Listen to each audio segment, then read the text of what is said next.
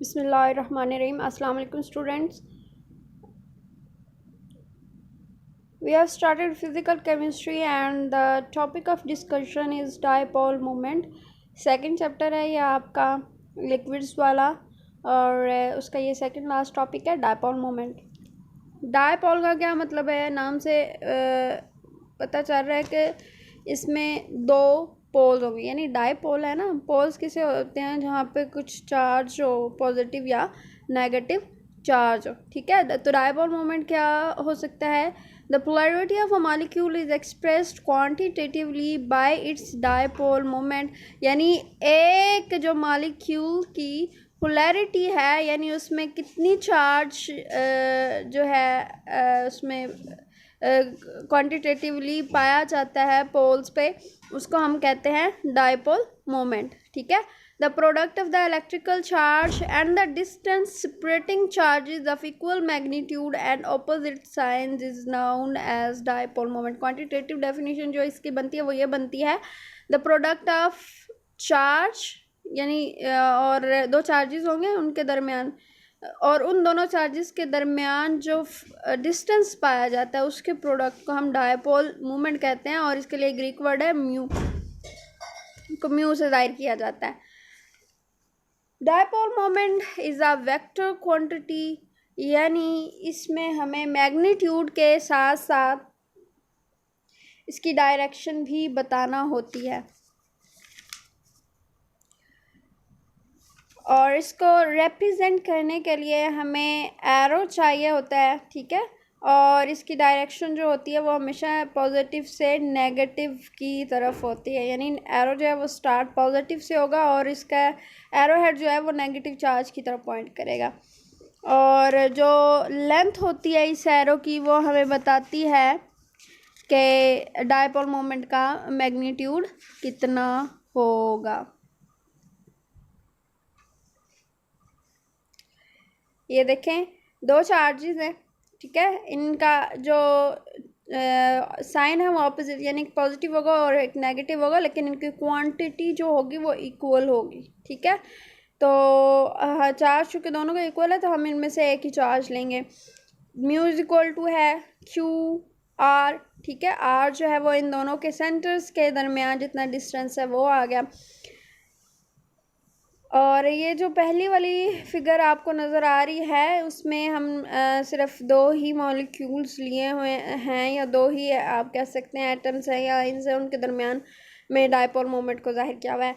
जो सेकंड है, यानी ट्रायंगुलर मॉलिक्यूल जिसमें तीन एटम्स मौजूद हैं, तो इनका जो रिजल्टेंट डायपोल मोमेंट है वो उसके लिए ये जो बड़े वाला एरो है दैट इज़ पॉइंटिंग अपवर्ड, वो रिजल्टेंट इसका डायपोल मोमेंट है. ठीक हो गया, क्योंकि जो Q1 है वो इसका उसकी तरफ पॉइंट कर रहा है, Q2 की तरफ इसका पॉइंट जा रहा है, यानी जो ज़्यादा इलेक्ट्रोनेगेटिव होगा उसकी तरफ नेगेटिव चार्ज होगा. ठीक है, तो उसके इन दोनों का हम रिजल्टेंट जो लेंगे वेक्टर वही हमारे पास इसके डायपोल मोमेंट के इक्वल होगा. ठीक हो गया.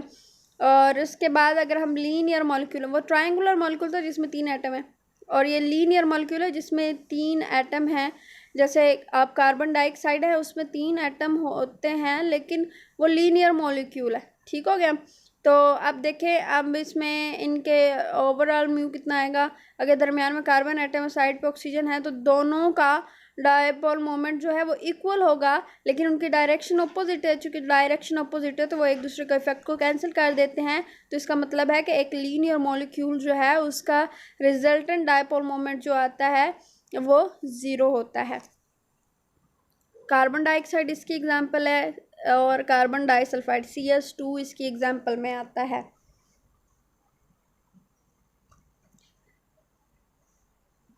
For a polyatomic molecule containing two or more bonds, the net dipole moment is a vectorial sum of individual bond moments.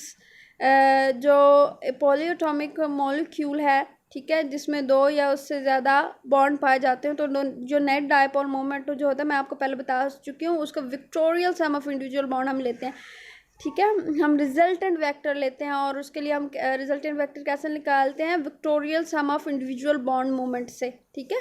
In a linear molecule the individual bond moments में exactly cancel each other और vector addition and dipole moment would be zero. जिस तरह हमने carbon dioxide और carbon disulphide यानी CS2 की example में पीछे देखा है, उसकी पिक्चोरियल रिप्रेजेंटेशन हमने देखी है। ये वही बात है, यहाँ पे हम उसको एक्सप्लेन कर रहे हैं। इसके यूनिट्स की बात करें तो अगर SI यूनिट्स की बात करें तो चार्ज को हम कूलम्स में मेजर करते हैं and the distance is measured in metres in case of SI units. ठीक है। तो जो हम इलेक्ट्रॉनिक चार्ज लेते हैं दैट इज़ 1.602 इंटू 10⁻⁻19। ठीक है, यानी एक जो पॉइंट चार्ज लेते हैं। और इलेक्ट्रोस्टैटिक यूनिट जो होता है ना एक इलेक्ट्रॉनिक चार्ज का, वो कितना होता है 4.8 इंटू 10⁻⁻10 ESU इलेक्ट्रोस्टैटिक यूनिट। ये इसका दूसरा यूनिट है। ये हम जो ESI यूनिट नहीं है, ESU वाला SI यूनिट नहीं है, लेकिन ये जो कूलम्स वाला है ये SI यूनिट है। और डिस्टेंस को हम लेंगे 10⁻⁻10 मीटर।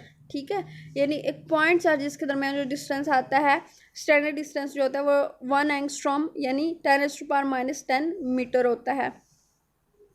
तो डायपोल मोमेंट है पीछे हम पढ़ कर रहे हैं is equal to electronic charge multiply distance.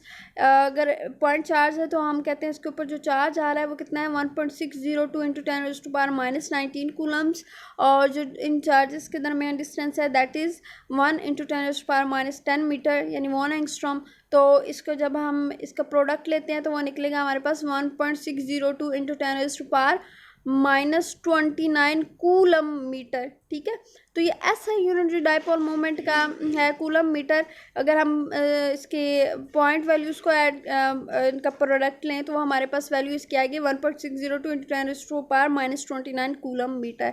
ठीक है, और डायपोल मोमेंट के बारे में ना पीटर डीबाय ने बताया था। तो इसके ऑनर में एक डायपोल मोमेंट का यूनिट जो है वो D/, भी यूज़ किया जाता है। और 1 D/, जो होता है बेटा 3.336 इंटू 10⁻30 कूलम मीटर के इक्वल होता है। और अगर ESU में इसका लें तो 1 D/, is equal to 10⁻⁻18 ESU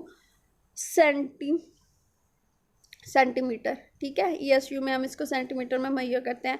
अच्छा, जो डायपोल मोमेंट है ना ये शॉर्ट क्वेश्चन में आ सकता है। वैसे अगर इसका पूरा टॉपिक आए तो वो लॉन्ग क्वेश्चन में आएगा। और इसके यूनिट्स जो हैं वो MCQs के लिए इम्पोर्टेंट है। ठीक है, इसको नोट डाउन कर लें कि इसके यूनिट जो अब मैंने यहाँ पे हमने 3 यूनिट इसके पढ़े हैं। एक ऐसा यूनिट पढ़ा है, ESU में इसका यूनिट पढ़ा है, और फिर हमने एक D/, में का यूनिट इसका पढ़ा है। नेक्स्ट है हमारे पास methods for the measurement of dipole moment. इसके 2 मेथड्स हमने देखने हैं। पहला जो मेथड है वेपर टेम्परेचर मेथड है। In this method the dielectric constant होता है जो एक हर्ट्स जो पोलर सब्सटेंस होती है उसके एक ख़ास डाइलेक्ट्रिक कांस्टेंट होता है। हर सब्सटेंस का अपनी वैल्यू होती है और उसको हम एप्सिलॉन से जाहिर करते हैं। जैसे वाटर है उसका अपना डाइलेक्ट्रिक कांस्टेंट होगा, और अगर हम कोई सोल्यूशन ले रहे हैं वाटर के अंदर ही तो उसका अपना डाइलेक्ट्रिक कांस्टेंट होगा। इस मेथड में डाइलेक्ट्रिक कांस्टेंट और डेंसिटी ऑफ वेपर जो है उनको डिफरेंट टेम्परेचर्स पे मेजर किया जाता है। और डाइलेक्ट्रिक कांस्टेंट को हम कैसे मेजर कर सकते हैं, हम इसको मेजर कर सकते हैं capacitance of a parallel plate capacitor. इस मेथड को हम यहाँ पे नहीं पढ़ेंगे, लेकिन आपने याद रखना है कि डाइलेक्ट्रिक कांस्टेंट को मेजर करने का जो तरीका है वो capacitance of parallel plate capacitor लेंगे इन विच द वेपर और solution under examination is the dielectric between the plates. और जो हम डाइलेक्ट्रिक यानी जो जिस चीज़ का हमने मालूम करना है डायपोल मोमेंट उसको ही यूज़ करेंगे, प्लेट्स के दरमियान में उसको रखेंगे। अगर सब्सटेंस जो है वो टूट जाए हीट करने से तो यानी उसके हम वेपर्स नहीं बना सकते, तो इसके मेजरमेंट्स को बनाने के लिए हम रिड्यूस्ड प्रेशर रखेंगे। ठीक हो गया। तो PM can be calculated with the help of Clausius Mossotti equation. और अगर हमने रिड्यूस प्रेशर पे हमने इसको मालूम करना है तो इसके लिए हम क्लॉजियस-मोसोटी इक्वेशन लेंगे। PM इज इक्वल टू है PI प्लस P0, यानी P0 जो होगा वो ओरिजिनल सब्सटेंस के लिए जो प्रेशर ले लें हैं, PI जो हम उसको सोल्यूशन यानी जिसका हमने डायपोल मोमेंट मालूम करना है उसके लिए किसके इक्वल है epsilon not -1 sorry epsilon -1 over epsilon plus 2 m over d। Epsilon इसमें क्या है डाइलेक्ट्रिक कांस्टेंट और ये हमें दिया जाता है। नेक्स्ट जो मेथड है दैट इज़ द रिफ्रैक्ट्रोमीट्रिक मेथड। ये आसान मेथड है। इसमें क्या करते हैं एक जो लाइट वेव है उसको इलेक्ट्रिक मैग्नेटिक फील्ड होती है alternating electric and magnetic field होती है। आप जानते हैं लाइट वेव के बारे में, ठीक है। और वो ये दोनों एक दूसरे के परपेंडिकुलर होती हैं। Electric field of light wave acts to polarize the medium. जो इलेक्ट्रिक वेव होती है जब वो किसी मीडियम यानी जिसका हमने डायपोल मोमेंट मालूम करना है उसके अंदर से गुजरती है तो उसको पोलराइज कर देती है। Pulling the electron back and fourth in rapid alteration, ये इलेक्ट्रिक फील्ड का काम होता है, ठीक है। कैसे करती है इलेक्ट्रॉन को आगे पीछे मूव कराती है और मीडियम को पोलराइज करवा देती है जिसके अंदर से ये गुजरती है। Maxwell electromagnetic theory of light shows that for substance with no permanent dipole उसका dielectric constant is equal to है स्क्वायर ऑफ रिफ्रैक्टिव इंडेक्स, ठीक है। ये सिंपल सा है। हम इसका डाइलेक्ट्रिक कांस्टेंट मालूम करेंगे। जब हमें डाइलेक्ट्रिक कांस्टेंट मालूम हो जाता है तो उसकी मदद से हम नेक्स्ट डायपोल मोमेंट इसका मालूम कर सकते हैं।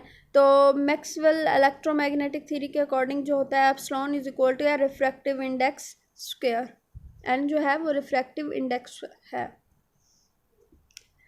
where n is the refractive index and its measurement is made with radiation of long wavelength I infrared। और इसकी measurement कैसे की जाती है refractive index की long wavelength यानी लो एनर्जी वाली wavelength infrared को यूज़ करके हम इसको measure करते हैं। अब डायपोल मोमेंट की एप्लीकेशंस की तरफ आ जाते हैं, यानी इसकी एप्लीकेशंस क्या क्या है, इसके यूजेस क्या हैं।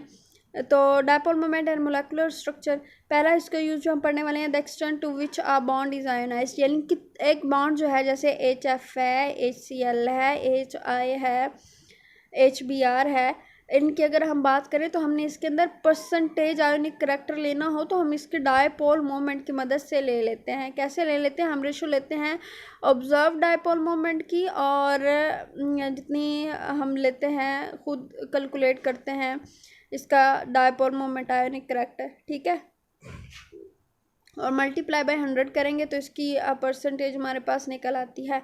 The amount of ionic character in a covalent bond can be determined by comparing the observe dipole moment with that calculated on basis of complete charge separation, ठीक हो गया। तो ऑब्जर्व जो होता है वो हमेशा कम आता है और कंप्लीट चार्ज सेपरेशन के केस में ये ज़्यादा आता है। इन दोनों का रेशो जो हम लेंगे मल्टीप्लाई बाय 100 करेंगे तो हमारे पास इसका परसेंट आयनिक करैक्टर निकल आएगा। और अगर हम HF, HCl, HBr और HI की बात करें तो इसमें सबसे ज़्यादा आयनिक करैक्टर जो पाया जाएगा वो HF का होगा और सबसे कम जो होगा वो HI का होगा, यानी हाइड्रोजन आयोडाइड का सबसे कम और HF हाइड्रोफ्लोरिक एसिड का सबसे ज़्यादा, हाइड्रोजन फ्लोराइड का सबसे ज़्यादा। दूसरा जो इसका एप्लीकेशन है जो कि वास्ट है, ज्योमेट्रिकल शेप्स ऑफ मॉलिक्यूल्स के बारे में हम बता सकते हैं। पहला है जो डायटोमिक मॉलिक्यूल्स आते हैं, जैसे हमारे पास हाइड्रोजन HBr है, वो लीनियर होंगे हमेशा, ठीक है। ये हमेशा क्या होंगे, इनका जो स्ट्रक्चर और इनकी जो शेप होगी वो हमेशा लीनियर होगी। ये किस लिए आता है कि इनकी लाइन हमेशा स्ट्रेट लाइन ही बना सकते हैं, जो 2 पॉइंट्स जो होते हैं वो हमेशा स्ट्रेट लाइन ही बनाते हैं। ट्राइएटॉमिक मॉलिक्यूल्स की बात करें जैसे कि कार्बन डाइऑक्साइड है, कार्बन डाइसल्फाइड है, जिनका डायपोल मोमेंट 0 होता है, उनकी ज्योमेट्री भी नेसेसरली 0 होगी। ये नीचे आपको पिक्चोरियल रिप्रेजेंटेशन दी हुई है, इसमें आप इसको देख सकते हैं। उसके बाद ट्राइएटॉमिक मॉलिक्यूल्स की बात करें जैसे कि वाटर है, हाइड्रोजन सल्फाइड गैस है, सल्फर डाइऑक्साइड है, ये ट्राइएटॉमिक मॉलिक्यूल है, लेकिन ये लीनियर नहीं होते क्योंकि इनमें जो सेंट्रल एटम है इसके ऊपर लोन पेयर्स मौजूद होते हैं, तो इसका हम नेट डायपोल मोमेंट रेट लेते हैं। और इनका जो स्ट्रक्चर आता है इस केस में वो एंगुलर स्ट्रक्चर आता है। जैसे वाटर का डायपोल मोमेंट की बात करें, एंगुलर स्ट्रक्चर है, इसका बैंड स्ट्रक्चर है, और इसका डायपोल मोमेंट जो आएगा वो 1.84 डी बाय आता है। और इसी तरह सल्फर डाइऑक्साइड का कितना आता है, 1.63 डी बाय। और याद रखिएगा इनका एंगुलर स्ट्रक्चर है। नेक्स्ट है हमारे पास टेट्राटॉमिक मॉलिक्यूल्स, जिसमें 4 एटम मौजूद हों, जैसे BF3 है, BI3 है, boron trifluoride, boron try iodide, which have 0 dipole moments. और इनकी इक्विलेटरल ट्राईएंगुलर स्ट्रक्चर्स आते हैं, यानी इनके दरमियान, इनके एटम्स के दरमियान जो एंगल आता है वो 1:1T का आता है। तो टेट्राटॉमिक मॉलिक्यूल जिनमें कोई लोन पेयर नहीं होता सेंट्रल एटम पे, उनका डायपोल मोमेंट क्या आएगा, 0 होगा, और इक्विलेटरल ट्रायंगुलर स्ट्रक्चर होगा। उसके बाद है टेट्राटॉमिक मॉलिक्यूल हैविंग लोन पेयर्स, जैसे अमोनिया NH3, 4 एटम है, लेकिन इसके अंदर एक लोन पेयर मौजूद होता है, PH3 है, PCl3 है, which have dipole moments are pyramidal, 1 atom lies out of the plane of the rest of the atom, यानी एक जो है वो आउट ऑफ द प्लेन है, जिसकी वजह से इसका पिरामिडल स्ट्रक्चर बनता है। ये नीचे देखिए अमोनिया को दिखाया हुआ है पिक्चोरियल रिप्रेजेंटेशन में, देख सकते हैं आप, पिरामिडल स्ट्रक्चर है इसका। और उसके बाद है AB4 टाइप मॉलिक्यूल है, एक पेंटाटॉमिक मॉलिक्यूल, जैसे CH4 है, CCl4 है, विच हैव 0 डायपोल मोमेंट। इनका जो टेट्राहेड्रल स्ट्रक्चर होता है, यानी ये CH4 को, मीथेन को देखें, टेट्राहेड्रल स्ट्रक्चर है, जिनका भी टेट्राहेड्रल स्ट्रक्चर होगा उनका डायपोल मोमेंट 0 होगा। इसकी नेक्स्ट जो इम्पोर्टेंट एप्लीकेशन है that is identification of cis and trans isomers. The cis isomers definite dipole moment, याद रखिएगा सिस आइसोमर का डायपोल मोमेंट हमेशा ज़्यादा होता है, ट्रांस का डायपोल मोमेंट 0 होता है। ठीक हो गया। Cis isomer the bond moment add vectorially, इसमें अगर आप पिक्चर में देखें तो इसके एडिशन हम विक्टोरियली करते हैं तो हमारे पास एक नेट डायपोल मोमेंट आता है।